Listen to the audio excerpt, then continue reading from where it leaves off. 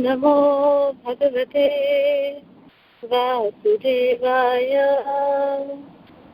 ॐ नमो भगवते वासुदेवाय। ॐ नमो भगवते वासुदेवाय। नारायणं नमस्कृत्यं नरं चैव नरोत्तमम् देवीं सरस्वतीं व्यासं ततो जयमुदीरये। नष्टप्रायेषु अभद्रेषु नित्यं भागवत सेवया भगवती उत्तमा श्लोके भक्तिर्भवति नैष्टिकी। कृष्णाय वासुदेवाय देवकी नन्दनाय च नन्दगोपकुमाराय गोविन्दाय नमो नमः।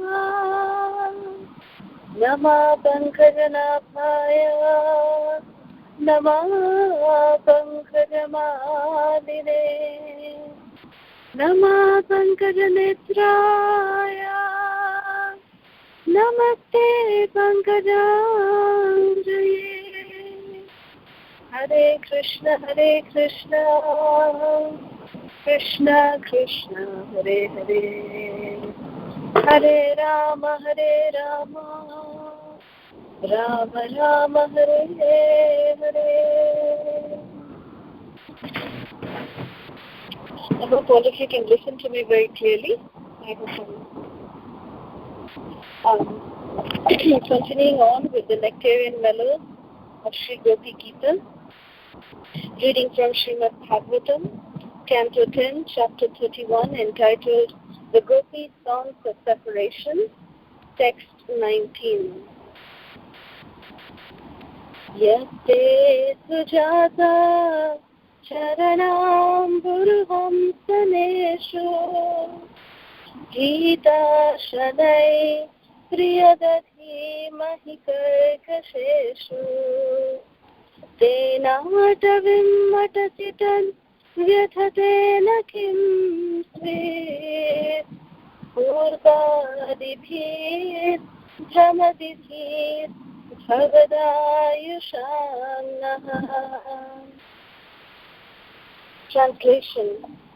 O dearly beloved, your lotus feet are so soft that we place them gently on our breast, fearing that your feet will be hurt.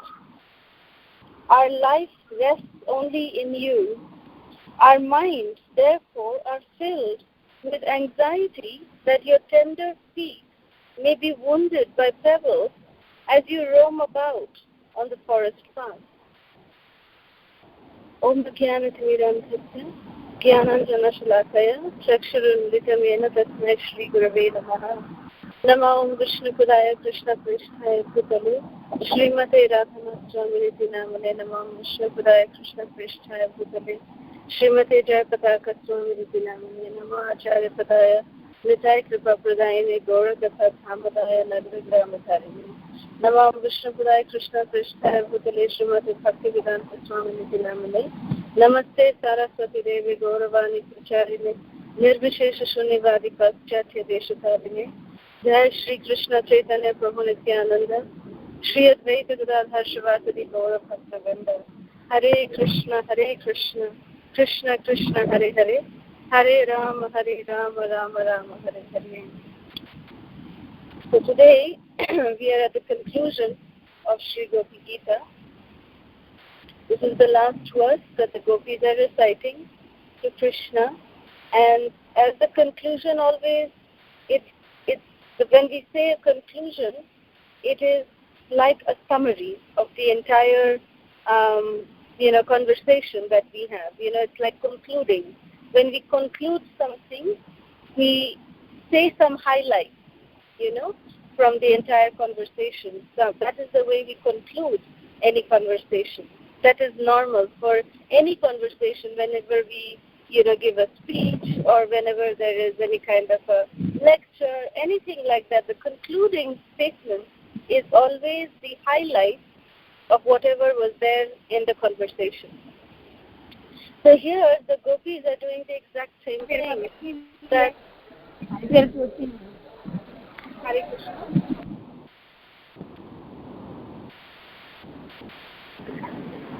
Hare Krishna.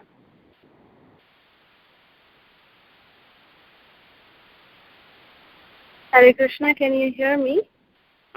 Yes, it's very clear. Okay. So, Hare Krishna Mataji, very clear. Okay, thank you.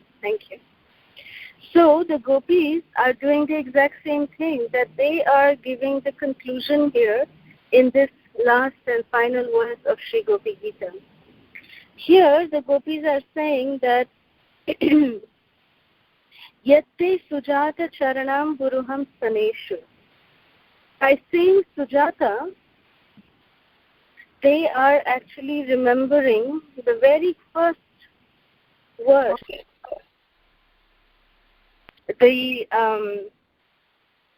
second verse, actually, the second verse of the Gopi Gita is Sharadadasaye, Sadhu Jata Sat, where the gopis are talking about that they're comparing Krishna to that beautiful lotus flower. Now, when Krishna is compared to the lotus flower, it is not just any lotus flower that Krishna is compared to. The gopis are saying that in the Sharad Ritu, in the beautiful of all seasons, which is the autumn season, the lotus that forms in the pond is of a very, very high quality, very high class. It is Sadhu Jata. Sadhu Jata means that it is of a very, very, very high class. Jata means caste, and Sadhu Jata means of, saintly qualities, of the saintly, modes that this lotus flower blooms.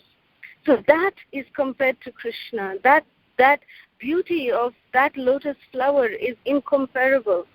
The beauty, the fragrance of that lotus flower that blooms in the autumn season, that is beyond comparison to any other regular lotus flower that blooms in any other season. So the gopis are comparing Krishna to that beautiful, fragrant lotus flower. And therefore, the gopis are now, in this text 19, they're remembering that Krishna, remember, we compared you to that lotus flower, that beauty of that lotus flower. Because Sujata, again, Sujata, Jata again means, the breed or, the kind.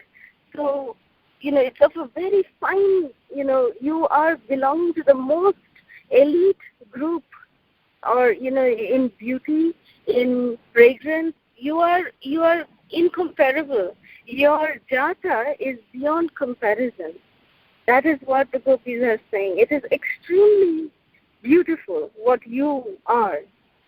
So by just saying this one word Sujata, they are remembering this first few verses that the gopis described when they were talking to Krishna. And they are saying that lotus seed, what is it doing? It is actually roaming around in the forest. Tena tavim atasitat vyathatena kimsvit, which means that Krishna, when you are actually roaming around in the forest, and you are going behind the animals, the Trinacharanugas, because Krishna is a Trinacharanuga. He doesn't call, Anuga. Anuga means follower. We call ourselves Rupanuga, right? We are Rupanugas because we are followers of Srila Rupa Goswami Pad. We call ourselves Gaudiya Vaishnava. Srila Prabhupada taught us that we call ourselves Rupanugas, and Srila Prabhupada's disciple came up with another very beautiful connotation for calling us as Srila Prabhupada Anugas, that we are followers of Srila Prabhupada. that whatever Srila Prabhupada has taught us, we follow that. So therefore, we are followers of Srila Prabhupada. So we are Prabhupada. But who is Krishna? Who does Krishna follow? Krishna follows the Trinacharanuga. He is the Trinachar. The Trinachar means, Trina means grass, Char means those who eat the grass. So the animals that eat the grass, like the cows, Krishna is follower of the cow, the Trinachar. So how does Krishna follow the Trinachar when he is in the forest? Krishna does not walk in front of them. Krishna walks behind them. He lets the animals go in the front. The cows and the little goats, they all go in the front. And when they walk in the front, they keep nibbling on the grass. The soft grass of Sri Vrindavan Dham, so lush green, so soft. The grass is, so tasty and delicious for these animals. They can't stop but not eat. They just keep eating on this juicy, succulent grass that is so appealing to them. And when they eat this grass, what is left behind is the root of the grass, which is very, very hard. So it is very, very hard for Krishna to step on. When the animals, they eat the grass, and when they go out in the front, that time when Krishna walks, by the time that Krishna walks behind the animals, Krishna's lotus feet is actually stepping on the half-eaten grass, which is the hard root of the grass. And Krishna's, when we walk on that root, of the grass, it is actually extremely painful. It is very, very painful for the feet. So imagine Krishna's lotus feet. It is so soft, like the tender lotus, flower. And Krishna's tender, like lotus feet, is stepping on this half-eaten grass on the root. And imagine the kind of pain that Krishna is going through. So the gopis are imagining that kind of pain. The pain that Krishna is going through, is the disease that they're talking about, that they are inflicted with. So what is the disease that, you remember the last verse, text 18, when we read, that the gopis are talking about a disease that they are afflicted by. The disease that they are afflicted by is that Krishna has disappeared from their heart, that is, or from their vision, that Krishna has disappeared. That is one. The second is that they are feeling extreme pain by thinking that Krishna's lotus feet is in so much of pain by walking on this grass, this half-eaten grass in the forest bed. That is what is the one thing that is piercing the gopis' hearts. They are not able to get over this, that this is the most important conclusion that the gopis are giving in this Gopi Gita, that Krishna, we cannot forget, we are not able to forget this disease that you are inflicting upon us, this pain that you are giving us, the pain that you are feeling when you are walking on this half-eaten grass, and how much pain your lotus feet is undergoing when you are walking on that grass. So the gopis say, Krishna hears this very lovingly. He hears it, that, okay, you are saying that my lotus feet is in pain, and you are saying that, yes, I am following the Trinachar in the forest, and that's how I'm getting so much pain. And the gopis say, yes, they are remembering text 7 of Sri Gopi Gita, where they are saying, Pranata Dehinam Swapakarshanam Trinacharanugam Sriniketanam Hanikhanarpitam Te Padambujam Trinukucheshuna Krindhirichayam. The gopis are saying your lotus feet destroy the past sins of all embodied souls who surrender to them. Those feet follow after the cows in the pastures and are the eternal abode of the goddess of fortune. Since you once put those feet on the hooves of the great serpent Kaliya, please place them upon our breasts and tear away the lust in our heart. So the gopis are saying that, hey Krishna, yes, this is the greatest pain that you are inflicting upon us. That just by remembering that how you are following the cows, it is paining our heart. It is very much painful to our heart that, how your lotus feet is in so much of pain. So Krishna says, okay, I understand that you all are in pain.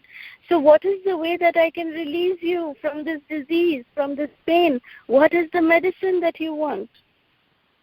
And the medicine that the gopis request is Charanam Buruham Staneshu. Your Charanam Buja means your lotus-like feet. Where should you put it? Put it on our chest.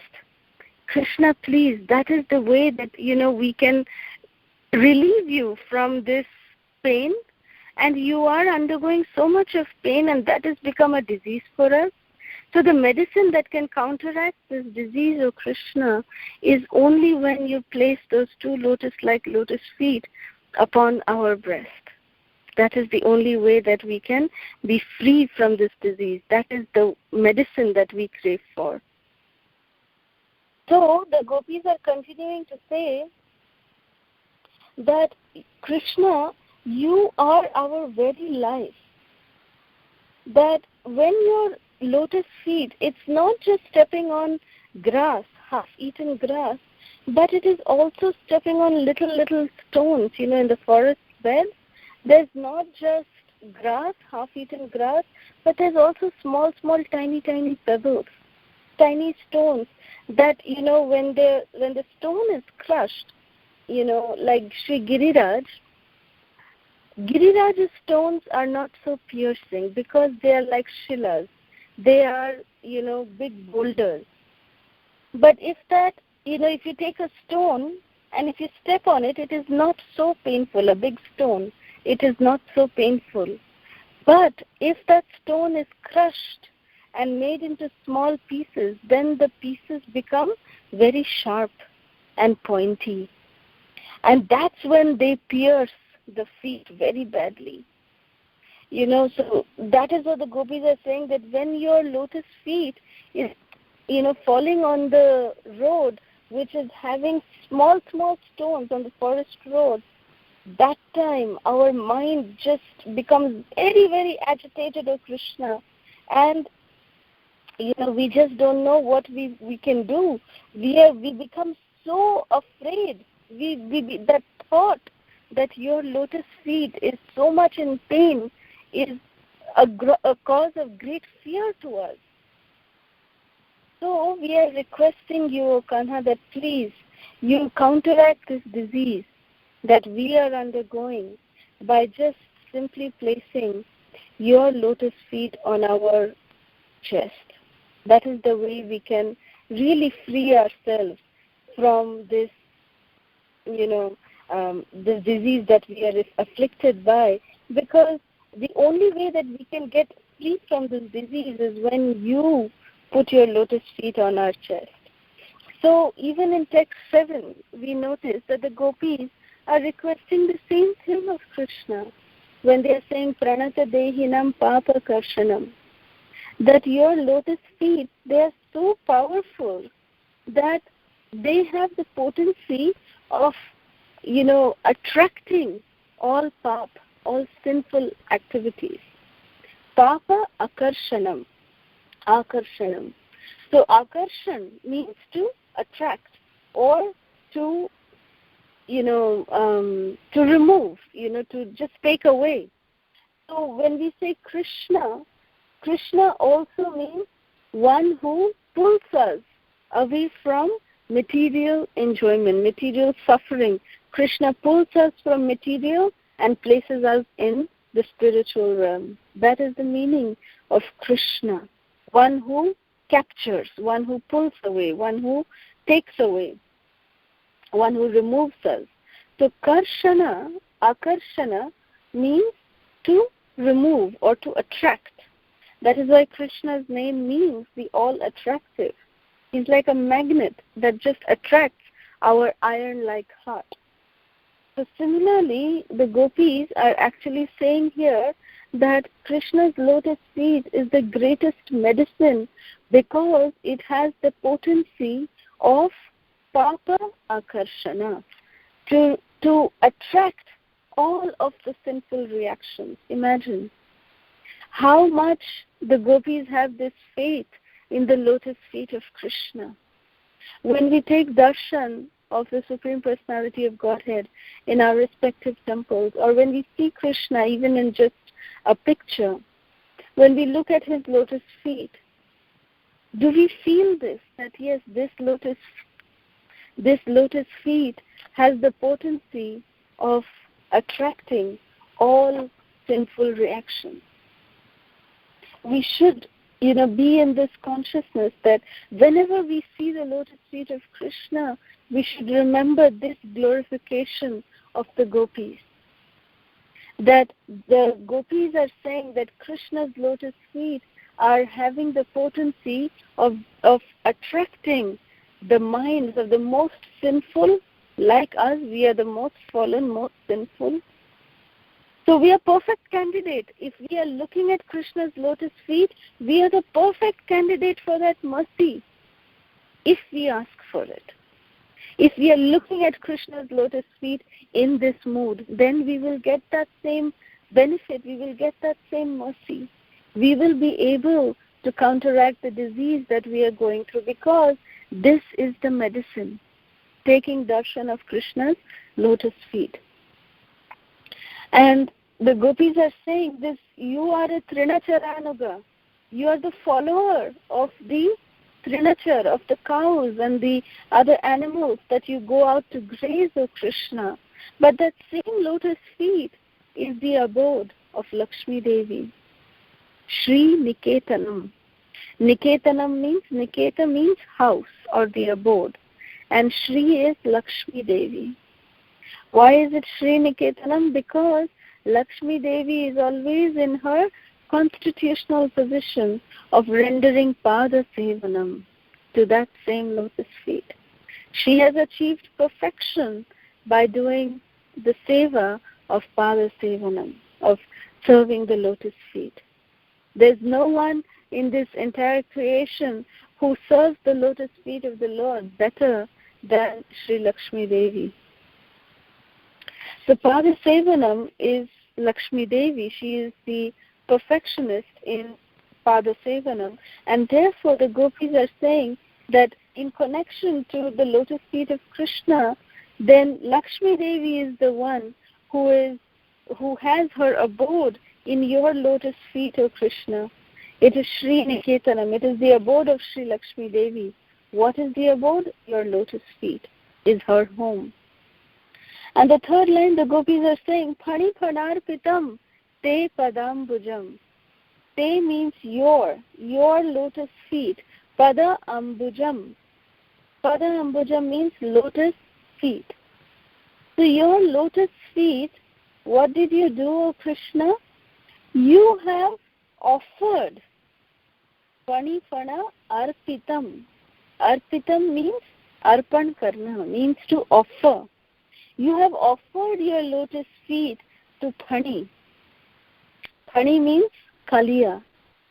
Phani ke phan ke upar, when you danced on the hoods of Kaliya, Kaliya actually didn't ask for you. Kaliya was in fact very envious of you. You were fighting with Kaliya. He was poisoning the entire lake of Jamuna, and he was killing the cows and the calves and the little cowherd boys who were coming to drink the waters of the Jamuna, because the waters were so poisoned around Kaliya Daha. So that is the reason why, to save the Brajbasis, you jumped into this Kaliya Daha, and you were just, fighting with Kaliya. You were fighting. You were literally pounding him. You were doing so many things to him. So when you were fighting with Kaliya was also fighting back at you. He, from his, mouth, he was emanating fire. He was trying to bite you. He was trying to do so many things to you. So, but what did you start doing then? You just climbed on his hood and you started dancing on his hood. You just offered your lotus feet to him. He did not ask for it. So the reason why Krishna offered his lotus feet to Kaliya, there's a very beautiful pastime to this, and I believe I might have told this before, but just for my own purification, I would like to share it again. And there's a very special pastime which I heard this time only from His Holiness Radha Raman Maharaj, and it was a very special, very, very special pastime. And Maharaj was saying this pastime during the Navadvip Mandal Parikrama, and he said that the story of Kaliya, that why he became Kaliya, is a very special pastime. Maharaj mentioned that there was once a king, and this king had a very, very bad, very, very bad disease of the stomach, very loose stomach, and he would be so much distressed with this disease that, even in the middle of his court sessions, it was uncontrollable. He had to just, rush to the restroom every now and then. He had a very, very bad stomach problem, very bad stomach problem, and he was having a lot of issues with that. And one day, Narad Muni, he came to visit this particular king, and Narad Muni said that, I have come, and the king was very grateful. The king actually washed the lotus feet of Narad Muni, and they were starting to take prasad together. But then immediately the king had to answer nature call again, and he had to rush away, and then, he had to go back and forth. So Narad Muni asked him that, what is wrong with you? What happened?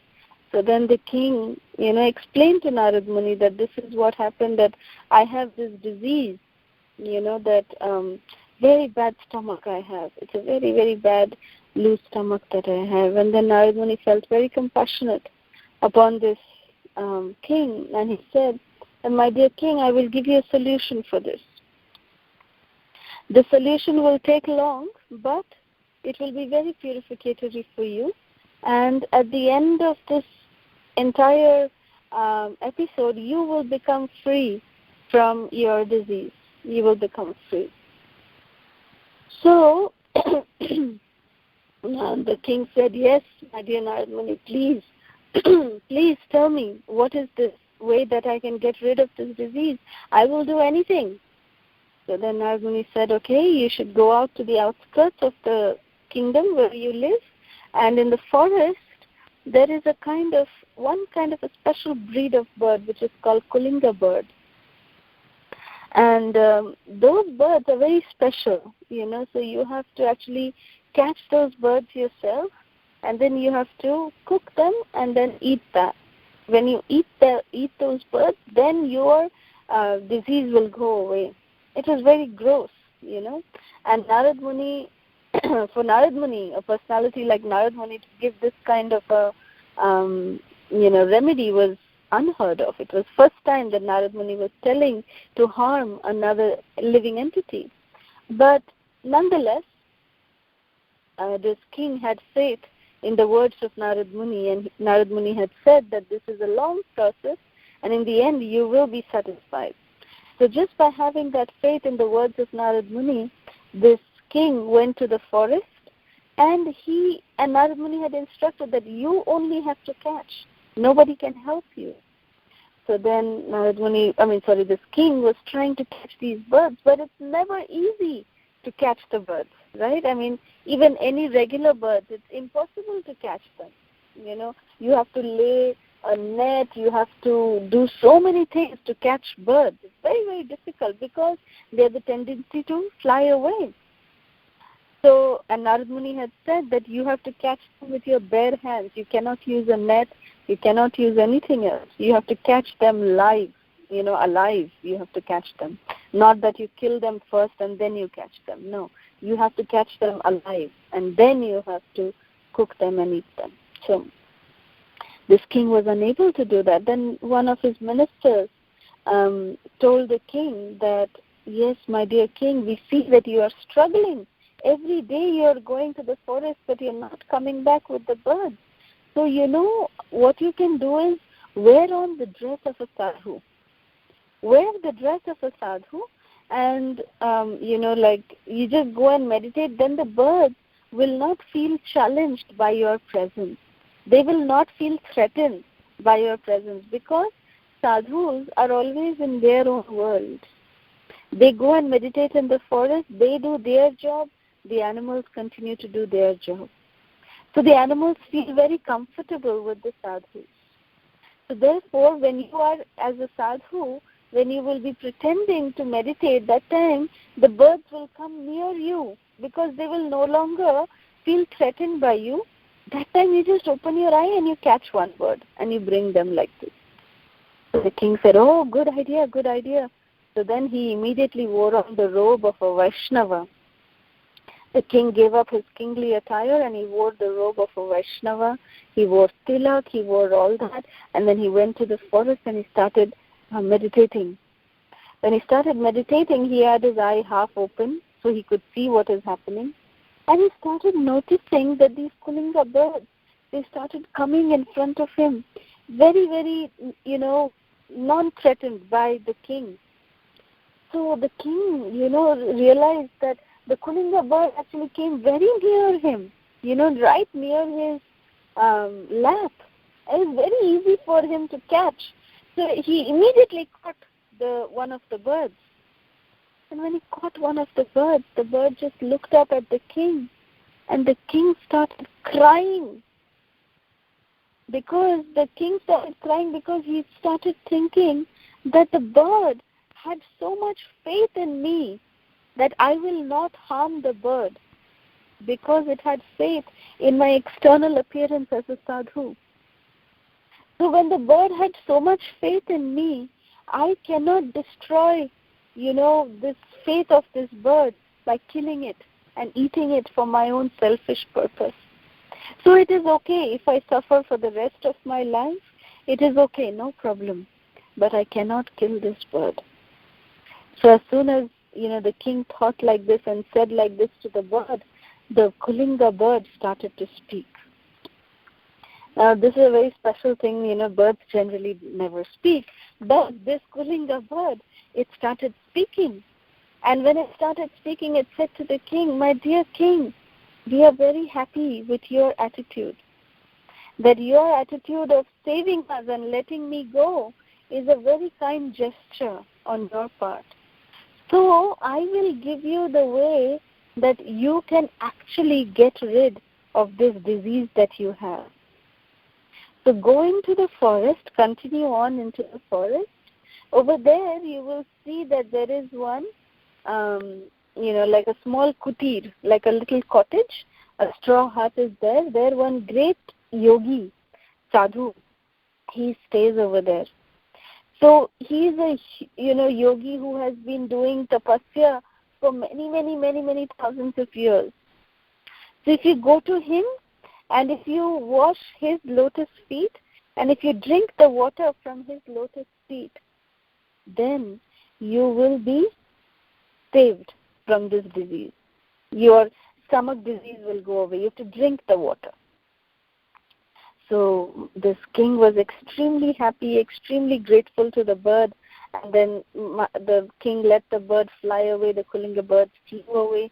And then the king again went on to walk ahead following the instructions of the Kulinga bird. It went into the king started walking inside the forest.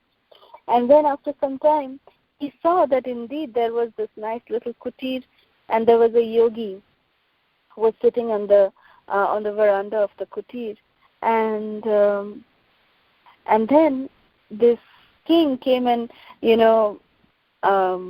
offered his obeisances to this yogi, and when he did so, the yogi blessed him, and the king said, "My dear Babaji Maharaj, I want to drink the water that has washed your lotus feet. So I request you to put down one of your lotus feet so I can wash it and drink the drink the water coming from your lotus feet." So the yogi smiled and he put down one of his legs.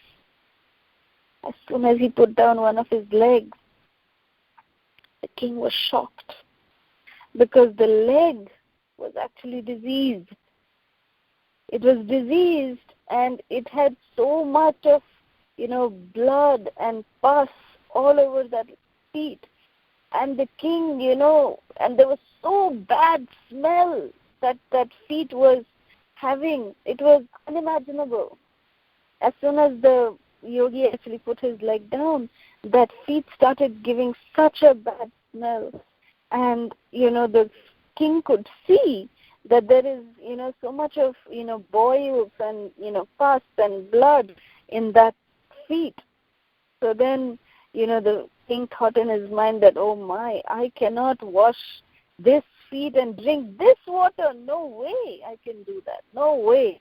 It's okay, I can stay with this disease throughout my life, but I will not drink the water that has washed this feet. No way I can do that. So then, very hesitatingly, the king actually requested that, my dear Babaji Maharaj, why don't you take out your other lotus feet? I'll wash that feet. So the yogi smiled, and then he brought down his other lotus feet. And that other lotus feet was more terrible because there were worms that were, going around in those wounds of that lotus feet. There were little tiny, tiny worms. And it was, of course, it was as bad as the other. It was worse than the other feet. But now the king could not possibly say, okay, now I'll go back to the other feet, because he asked for the other one now. So he said, okay, what I'll do is let me just wash this feet. So he just washed, with water, and he collected the water in a pot, and there was blood and pus and worms. So when he washed and the water collected, so all of that worms and the blood and the pus also came inside the water. So the yogi, he went back to his meditation, and the king, he had this pot of water which was in his hands, and he said, there's no way that I'm going to drink this. Oh no, it's impossible that I can drink this. But the Kulinga birds have said that, I must do this, so I will honor what they have said. But I don't mind being diseased for the rest of my life, but I will not put this water in my mouth. So what I'll do, but I want to honor it. So therefore, let me just take the water and then I'll just put it on my head. So the king did that. The king just took the water from the lotus feet of that Vaishnava, from that yogi, and he just put it on his head. He sprinkled the water on his head. And when he did that, after giving up his life, that same king became Kaliya.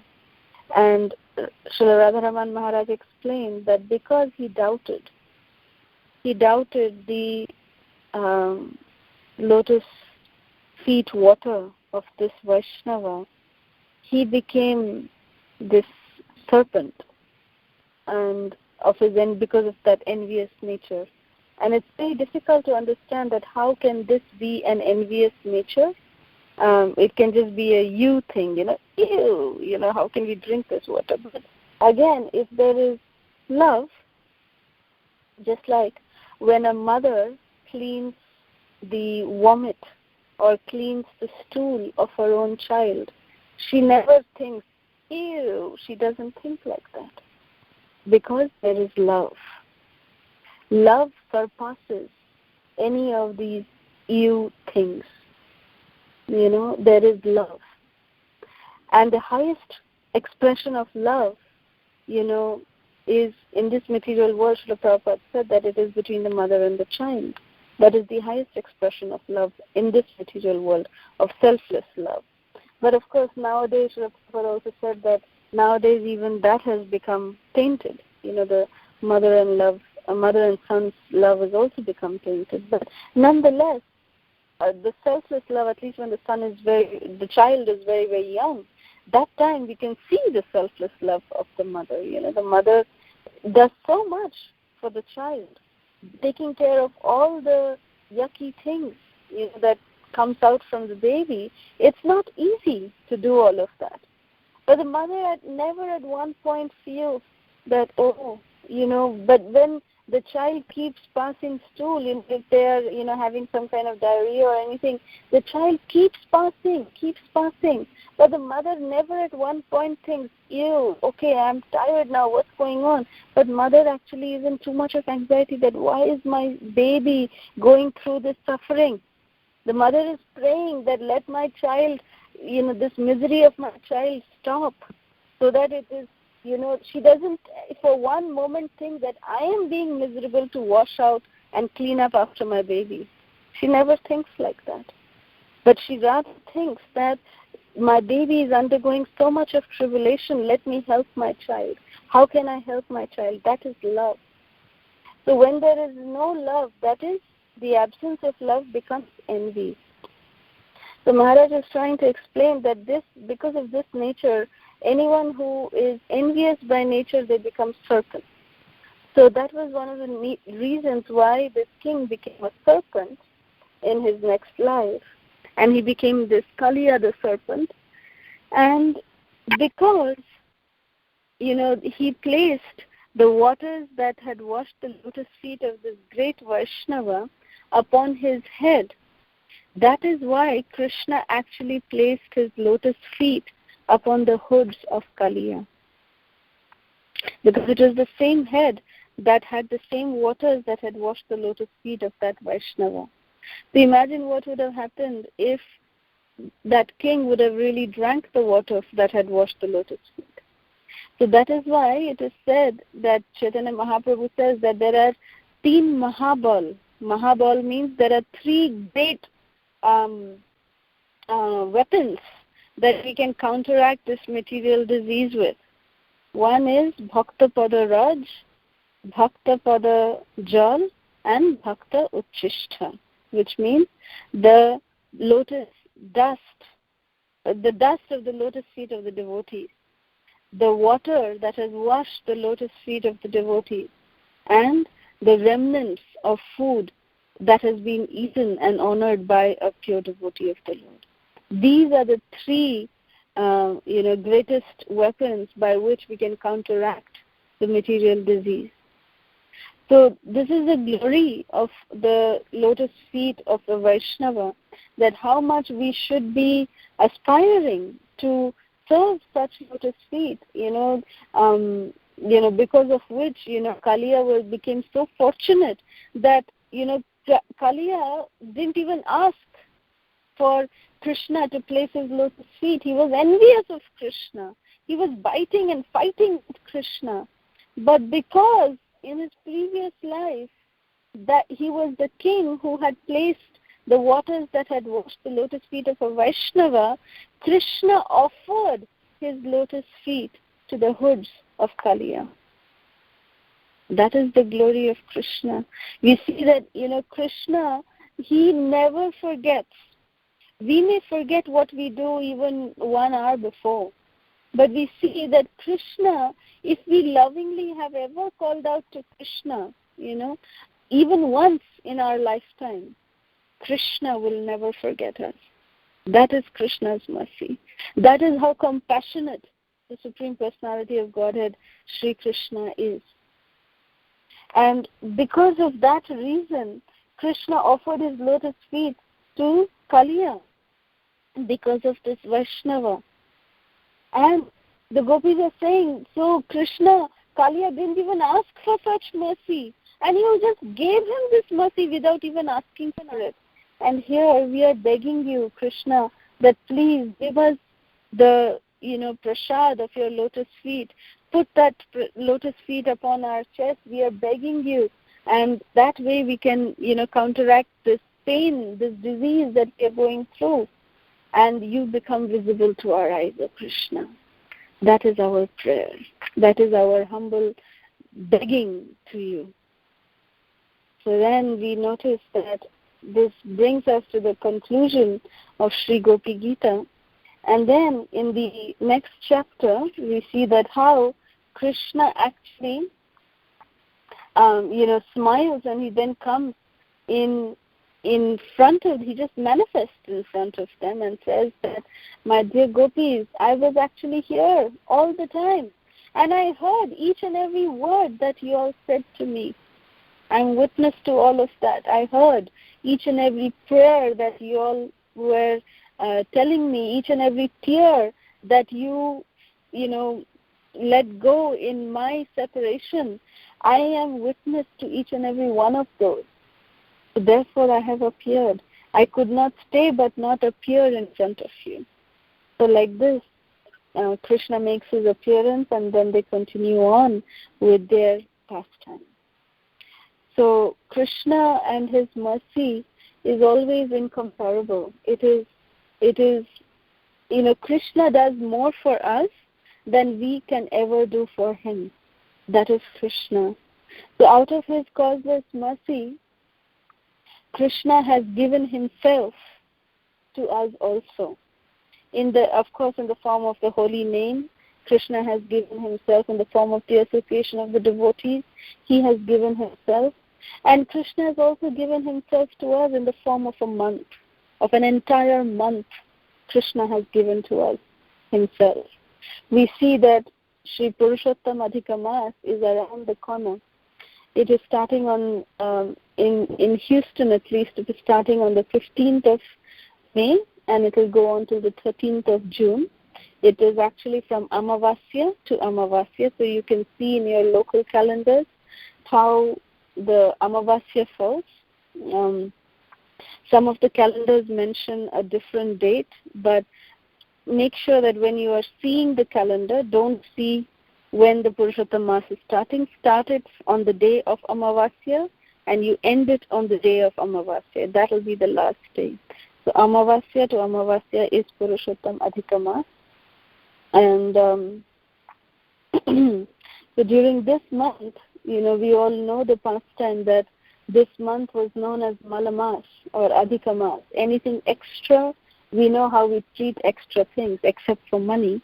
But anything extra in our life, we treat it as trash, as, unnecessary things. So this month was extra month. It comes every 3 years. So when like this month was treated like this month was very depressed. And it came to Vaikuntha. The personification of the month is a lady, and she came to Vaikuntha in front of Lord Vishnu and told Lord Vishnu that, please help me. And I remember last time one devotee asked me, not on this call but on a Tuesday call, that is there any instance that Lord Narayan or Lord Vishnu has ever visited Krishna? And I'm so sorry that I forgot at that time. My Kali Yuga memory did not serve me right, and I forgot this very important pastime where actually Lord Narayan then takes this this Malamas, this lady, he takes her to Goloka Vrindavan from Vaikuntha. Lord Narayan himself takes Malamas to Goloka Vrindavan to Krishna. And at that time when, this Malamas sees Krishna, it is explained how Vishnu actually protects, because the effulgence of Goloka Vrindavan was coming so strongly and brightly, it was almost burning the Malamas. So Lord Vishnu actually stood in front of her so that, she can stay in the cooling shade of Lord Vishnu. And then, Lord Vishnu made her enter into Goloka Vrindavan. And when Lord Vishnu saw Krishna, Lord Vishnu offered his prostrated obeisances to Lord Krishna. And Krishna says, hey Vishnu, how are you? What are you doing? So then Lord Vishnu said, yes, my dear Lord Krishna, you are the Supreme Personality of Godhead. Like this, Lord Vishnu actually glorifies Krishna. as the Supreme Personality of Godhead, as Adipurusha. And he says that I have this Malamast with me. I brought this girl. She is an orphan. She doesn't have anyone, and I don't know what to do with her. Because I don't know what to do with her, I have brought her to you. Then Krishna smiles, and Krishna says that, okay, since you have brought her to me, I will definitely take care of her. And Krishna says that you are saying that you have no name and there's nobody to take care of you. So I will give you my own name. So Krishna says that I am called as Purushottam. The greatest of all beings is called as Purushottam. Purusha Uttam. So I give you my name, which is Purushottam. You will be called as Purushottam from now on, and therefore I choose to marry you also, because you say that there is no protector for you. I will become your protector. I give you my own name, my own identity. And because I'm giving you my own name, with my name comes all my qualities, my Leela, everything, Nam, Gun, Roop, Leela, everything comes with me. So whatever I have, I am giving everything to you. So whoever does any spiritual activity in this month, you are actually more glorious than even Kartik. Kartik month is part of the 12 months, comes every year. But you, because you are special, you will not come every year. You will come every 3 years. And anyone who renders service during this month, it will be like they are rendering service to me directly. And in Kartik, any kind of spiritual activity has 1,000 times the benefit. And in this month, it is 3 times the benefit that you acquire in Kartik.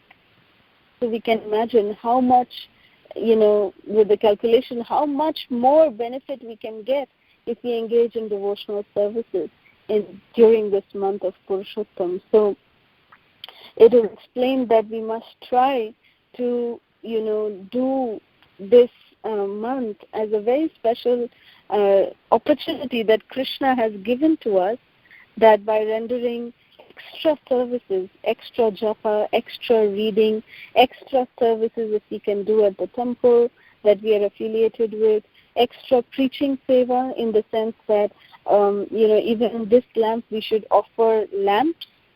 And it is said that the 33rd month, is this Purushottam Mass. So Krishna says that if you offer 33 lamps to Krishna, especially on an Ekadashi that falls during Purushottam Mass, it is very, very pleasing to Krishna. And Krishna himself has assured that anyone who does the Purushottam Adhika Mass Vrata, they will go back home, back to Godhead, to Goloka Vrindavan. Krishna has specifically mentioned Goloka Vrindavan. So take this opportunity very, very seriously. We have this opportunity in front of us of Purushottam Adhika Mass. We ourselves, we offer lamps to Krishna, ghee lamps to Krishna every day of our life. But, one thing that we can do is make opportunity for others, so that others can also render this service. So go out in front of Indian stores or any other store and set up the presiding deity of this month is Purushottam, Krishna, and his eternal consort Srimati Radharani. So the presiding deities are Radha and Krishna in this month. So we offer lamp to Radha and Krishna while singing the Purushashtakam.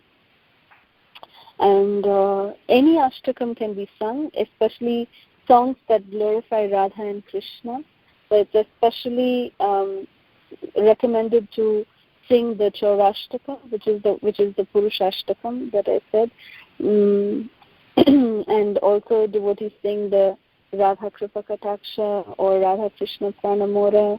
Anything, any bhajan that glorifies Radha and Krishna is recommended to be sung during this month. And so, you can just make opportunities for having, different home programs at new people's homes. so they can invite everyone around them and, make opportunities for people to engage in devotional service. So that is very, very special. And by doing this seva during this month, we can truly become very, very dear to Krishna. And then the true import of these verses that we read, from Srimad Bhagavatam, these esoteric subject matters, will automatically reveal in our heart. We will be able to really understand the mood in, the way as it is that Srila Prabhupada wanted us to understand. By rendering these kind of services, we will really be able to, grasp the actual mood of our acharyas and, do services that are pleasing to Guru and Krishna. So with this, I will end here. Thank you very much. Hare Krishna. Srila Prabhupada Ki Jai. If at this point there's any questions, comments, or reflections, we can take now. Thank you very much. Hare Krishna.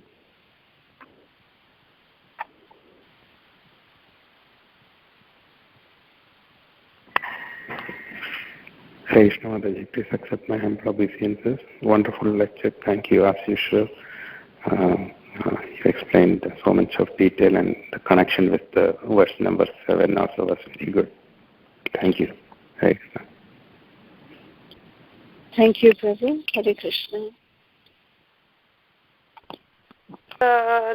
Inspired by hearing that by putting the water on the head of the king, he got opportunity to put Krishna's hand on his head.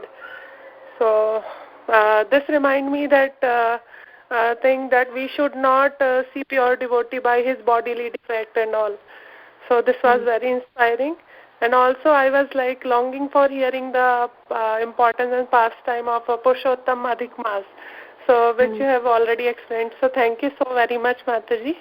And one more request on behalf of all of us, if you could sing this Vraje Prasidam, Navneet Choram song. Sure. We will be very grateful to you. I can sing only one verse because there's 8 verses.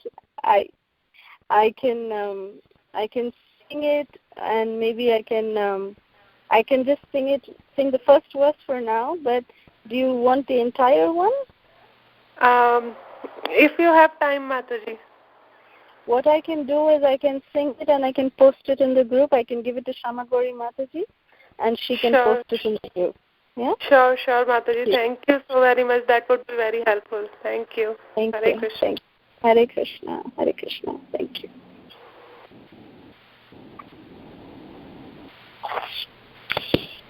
Any more questions?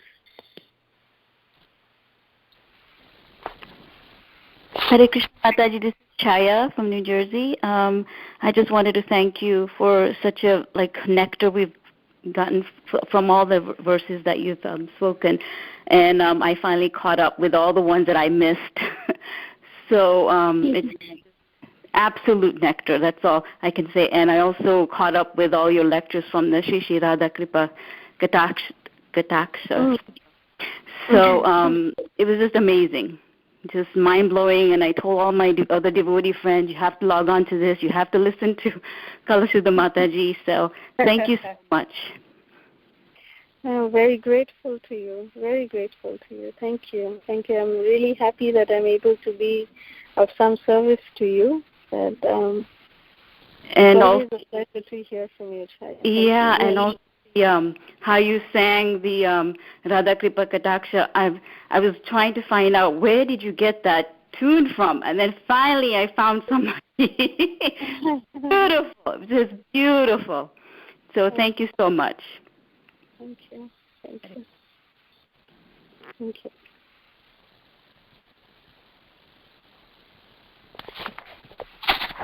Hare Krishna. Hare Krishna. Hare Krishna. Hare Krishna Mataji, Dandot Prama, Vashti Srila Prabhupada. Very, very wonderful class, Mataji, as always. Mataji, for Purushottam Mass, what we need to do, the austerity. You were saying something, Mataji. Can you tell something more? Sure. As I said, it is all about extra japa, extra services that we can do in this month, because we anyways are chanting 16 rounds every day. We are anyways, doing Mangalarti every day. We are doing all of the devotional practices ourselves. But if we can do extra ourselves, that is the main austerity. Whatever extra we can do, we can take some sankalpa that we can do, maybe like you can say, okay, 25 rounds every day or 20 rounds every day, based on our situation. You can take some sankalpa at on the first day of the month. You can do a sankalpa, and the sankalpa doesn't have to be like with all this water or anything. It just come in front of your altar, in front of your deities, and you can just say that, Krishna, for this entire month, I want to do this for you. Please allow me to do this service so that I can please you and I can please all the Vaishnavas, and please bless me that I can, complete this sankalpa. So that is one way to start. And many devotees also do the austerity of doing some, in terms of their eating. They eat once a day, they eat grains only once a day. Like one meal a day only. So during the other times they just take fruits or something, and sometimes some devotees also do like they eat only boiled food, like havishya, which is called as havishya. So they don't take any masala or any oil or anything like that, just plain boiled things for just 1 month, for only once a day. That too, they eat like that. So they do that austerity as well. And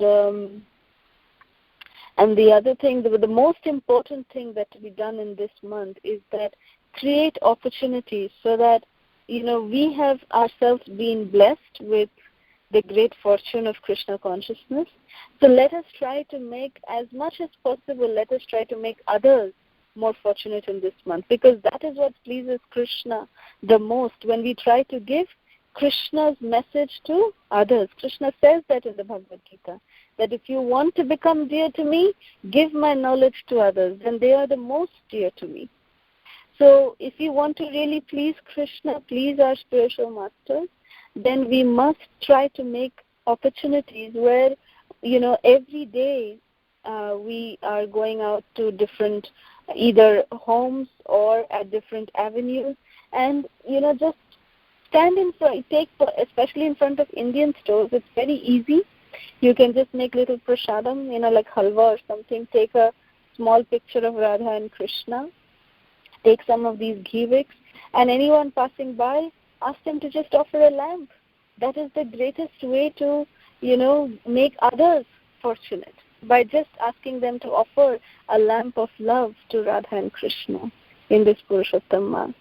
So that is what we do in Houston also. Every day of the month we go out to different homes, and during the weekend, actually Saturdays and Sundays, we have programs which are like maybe 3, 4, 5 programs back to back that we do in different homes. And on weekdays, it is one program at least that we have every day of the month.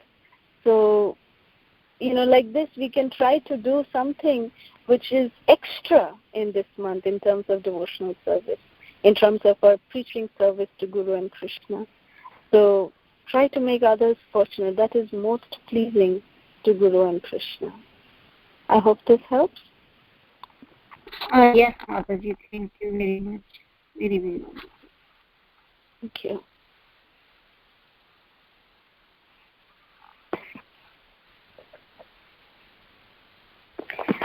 Hare Krishna, Mataji. Prabhupada ki jai. Sorry, Mataji. Please go ahead. Kaumudiki Mataji. Hare Krishna, Kalasudha Mataji.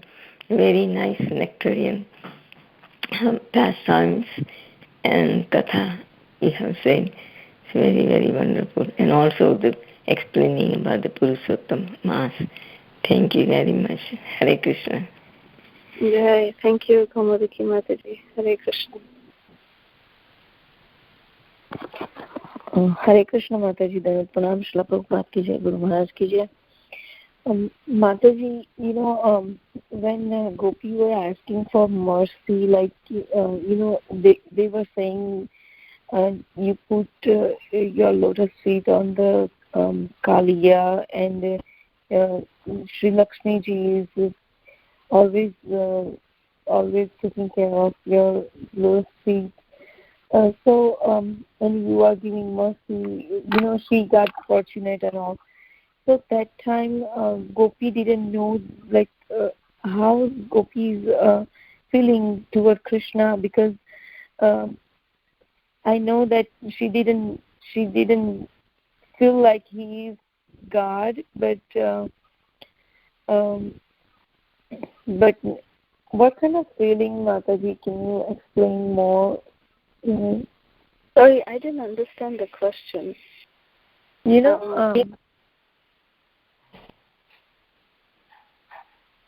तो माताजी गोपी को ऐसा feel नहीं था कि Krishna God है, भगवान है, पर उनको वो पता था कि ये मर्सी उनको मिल रही है, जैसे लक्ष्मी जी को मिली, कालिया को मिली, वैसे वो गिना रही कि तो वो जैसे डिवोटी है, तो डिवोटी को कंपेयर नहीं कर सकते कृष्णा को, पर जैसे डिवोटी है तो मैं बोलती हूँ कि माता जी आप मुझे मर्सी दो, वैसे गोपी का क्या फीलिंग था, क्योंकि वो तो उनको तो पता था कि कृष्णा भगवान नहीं, वो भगवान की तरह वो थे ही नहीं फीलिंग्स, तो गोपी का क्या फीलिंग था? ओके, थैंक यू, अभी मैं समझ गई. थैंक यू माता जी, thank you, very nice question.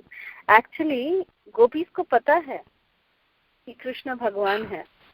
Gopis know that Krishna is God. They know it very well. All the Brajabasis know that Krishna is God. But their fact of knowing that Krishna is God is much less than their love for him. They don't care if Krishna is God. Even if Krishna would not have been God, then also their love for Krishna would not have been dependent on the fact that he is God. That is how, or the level of love that the gopis have for Krishna. Srila Prabhupada explains this. ये Prabhupada explain करते हैं एक उदाहरण देके कि जब president की माँ, एक कोई भी स्टेट का प्रेसिडेंट ले लीजिए, कंट्री का प्रेसिडेंट की माँ को पता है कि मेरा बेटा प्रेसिडेंट है, पर अगर उसका बेटा कुछ भी गलती करता है तो उसकी माँ उसको फिर भी डांटती है. The mother will still chastise the president even if he is the president, but the fact that the mother knows that no, this is my child first. She doesn't come in front of the president and say, oh, Mr. President, your food is ready, please come and eat. She will not talk like that to the president.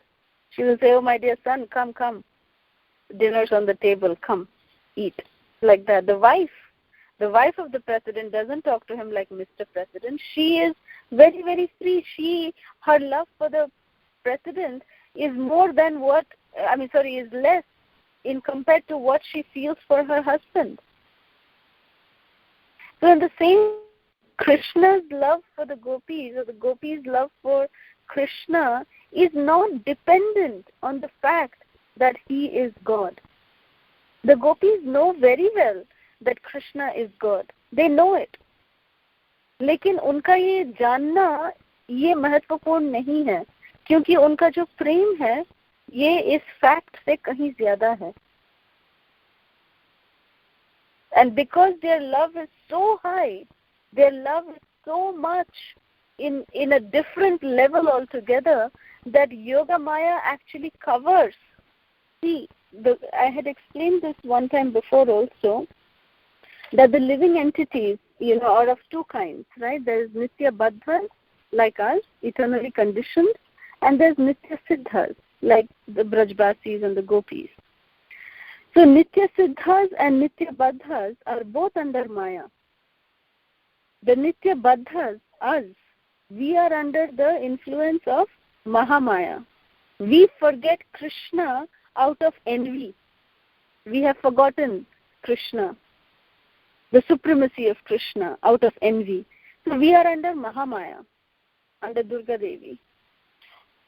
The Brajvasis and the eternally liberated souls, they are actually under Yogamaya. They have forgotten the supremacy of Krishna because of their unparalleled love for Krishna. That is the difference. So they know that Krishna is the supreme, but they have forgotten that at that moment. When they are in service to Krishna, when they're, coming, when Jashoda Ma is coming and chastising Krishna, that time she forgets that her Lala is the Supreme Personality of Godhead. She doesn't care because her love is so great. So that is the difference. I hope आपको समझ में आया. Yeah, Mataji, very wonderful. It inspires us to love Krishna like that because this and in this Yogamaya, devotee serves to please Krishna, and they know that Krishna enjoy this, and Krishna is loving them back, and it's a very loving relationship, very wonderful and inspiring. Very true. Thank you for the nice question, Mataji. बहुत बढ़िया. Thank you. Thank you so much, Mataji. Hare Krishna. Hare Bol.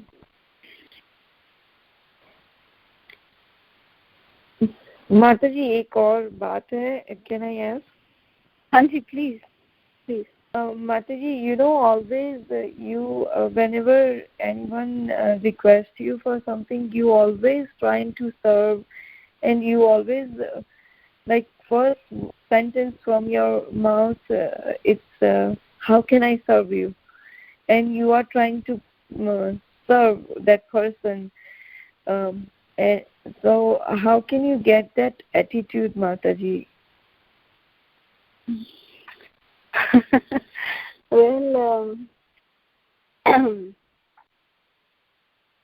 you can get that attitude by simply saying it. I am just talking like a parrot. I'm not talking like with realization, but one day I hope that by talking like a parrot that it will become a realization, So dil se aayega ki yes, how can I serve you?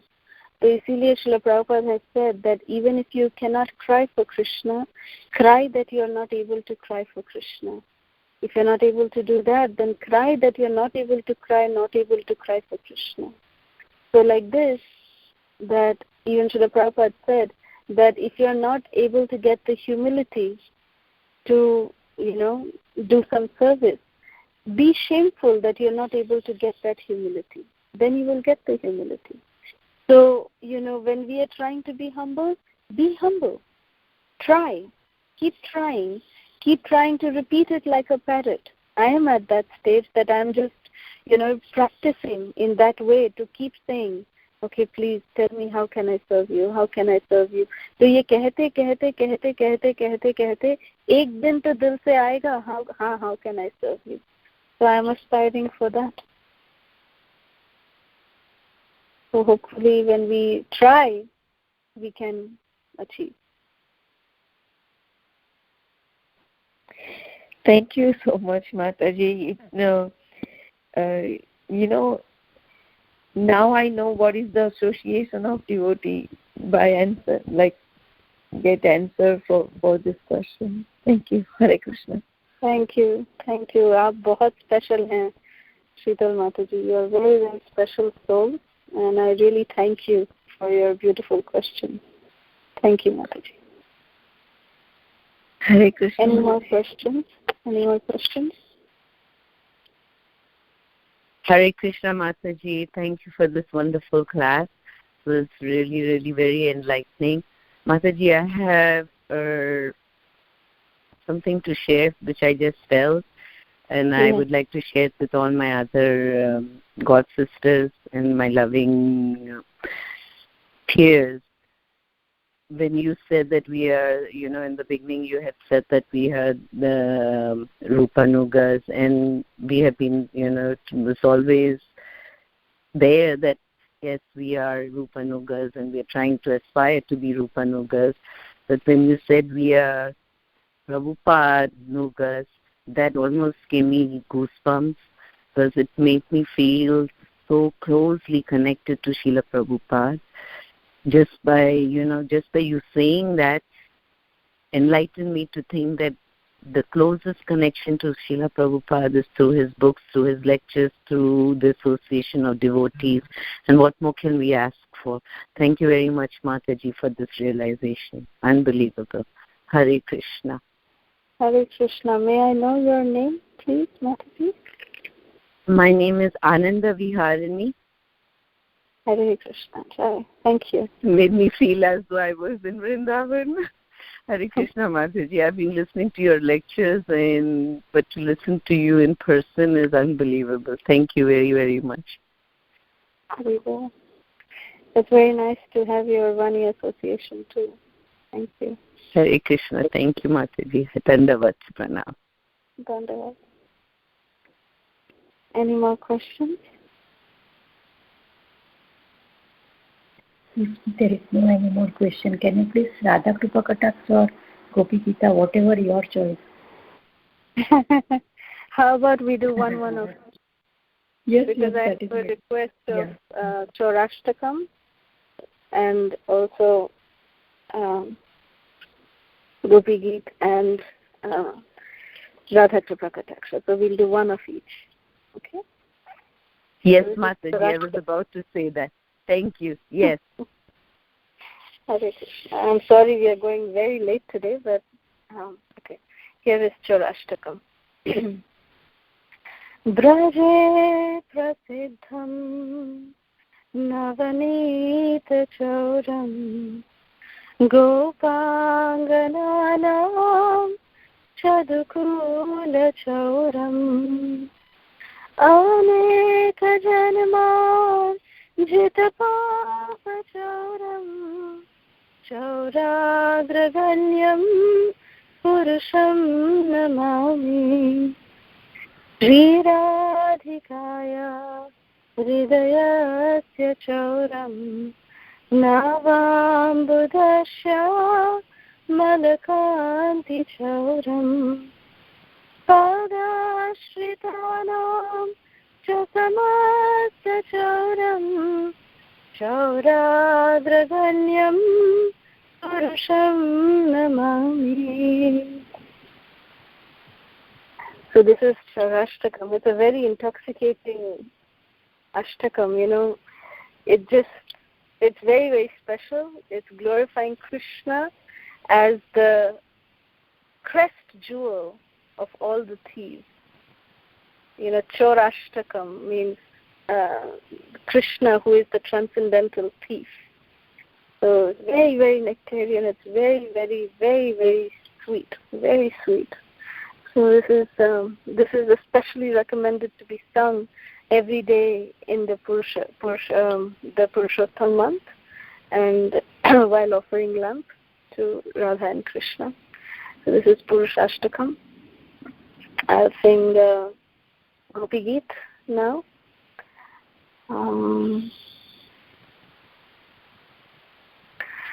Tava kathamritam tapta jivanam kavifiritam kalmashapaham Shravanamangalam Srimadatakam Bhuvi Grinanti Bhurida Janam. So now we'll sing Shri Radha Kripa Kataksha. So in the first verse, I hope I remember the lyrics. Okay. Munindra Vrindavandite Triloka Shokaharim Prasannavatra Pankaje Nikunjabhu Vilasini Brajendra Bhanunandini Brajendra Shunu Sangati Kada Karishya Sihamam Kripa Kataksha Bhajanam Ashoka Vriksha Vallari Vidanamanda Vasthite Pravalavana Pallava Prabha Runangri Komale Varabhaya Spurat Kare Prabhu Tasam Padamare Kada Karishya Sihamam Kripa Kataksha Bhajanam. Jai Shri Mati Radha Thakurani ki Jai.